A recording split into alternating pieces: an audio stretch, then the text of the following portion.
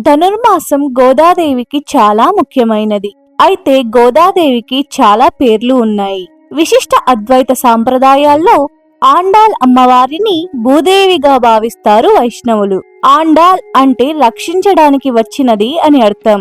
గోదామాత తులసీవనంలో భగవంతుని ప్రసాదంగా శ్రీ విష్ణుజిత్తులకు లభిస్తుంది. గోదాదేవికి కోదై అనే మరో పేరు కూడా వచ్చింది. కోదై అనగా పూలదండ అని అర్థం. అంతేకాకుండా అముక్తమాల్యద అనే మరో పేరు కూడా గోదాదేవికి వచ్చింది. దీనికి కారణం గుడిలో రంగనాథ స్వామికి అలంకరించే కంటే ముందు ఆ పూలమాలలను, తులసి మాలలను గోదామాత అలంకరించుకునేది. అలా అలంకరించుకున్న తరువాత ముడిచి విడిచిన వాటిని స్వామి వారికి అలంకరించేవారు. అందుకే ఆమెకు అముక్తమాల్యద అనే పేరు వచ్చింది. అలాగే చూడి కుడుత్తా నాచియార్ అనే నామకరణం కూడా ప్రాచుర్యంలో ఉంది. చూడి కుడుత్తా నాచియార్ అనేది తమిళ పదం. దీని అర్థం తాను ధరించిన మాలను స్వామికి ఇచ్చినది అని చెబుతారు. ఇలా అమ్మవారిని రకరకాల పేర్లతో పిలుస్తారు భక్తులు.